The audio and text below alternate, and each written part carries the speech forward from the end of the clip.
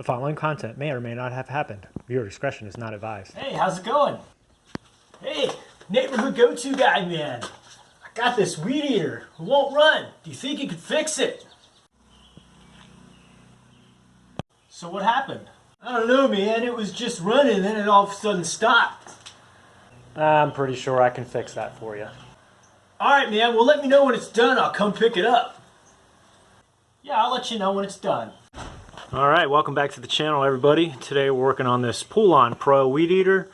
This random guy just stopped by and said his weed eater's not working, so let's check it out. So I went ahead and already checked it. It has spark. It ran before, so I was thinking it had something to do with the carburetor, but usually what I do is spark, compression, fuel, and I look down the tank, and what do you think's down there? A floating fuel filter. So it's going to be a real simple fix. The fuel filter came off, the line snapped, so we're just going to replace the fuel lines, and this thing should be back to normal. Got my needle nose pliers. I'm just going to reach down there, grab it. Oh yeah, look at that. Look how brittle that line is. Snaps right off. So I'm going to grab two new lines, reroute them, put some gas in this, and we'll have this thing running in no time. To make life a little easier, I'm going to take off the side of this. That'll get us access to the air filter. I'm going to take a couple nuts off here and a screw. That'll give us better access to the carburetor. The T20 screw. And two 5/16 nuts.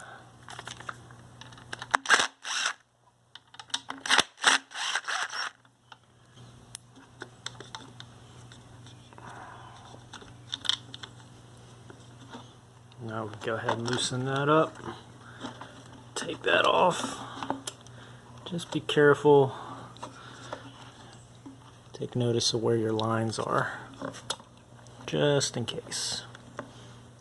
You'll notice down here our throttle linkage has a little Z-bend twist in here that attaches.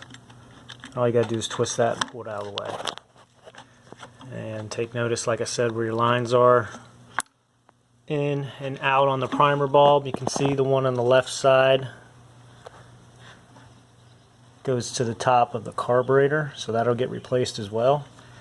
And the one on the right goes down into the tank. So I want to slow down and really emphasize what we're looking at. This is not so much a primer bulb as it is a purge bulb. It's going to pull the fuel up through the carburetor.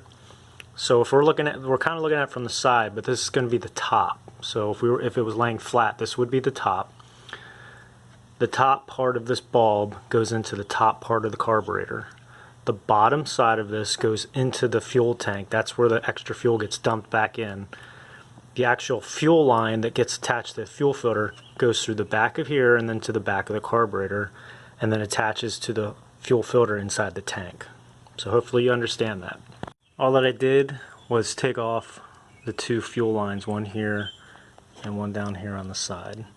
Now this one here, the actual one that runs to the fuel filter, goes underneath, runs underneath here and then into the tank. That is a smaller diameter fuel line.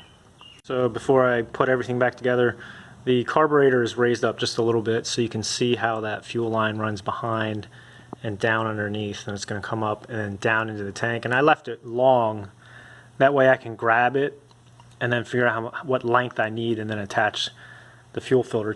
I'm going to cut it probably 6 or 7 inches from there and attach the fuel filter itself. Okay, so I went ahead and put the two 5/16 nut back on the air filter housing itself, and we'll tighten down the T20 screw, attach our air filter.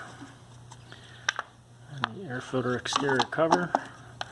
Tighten that down and we'll add our fuel, put the cap on, start it up.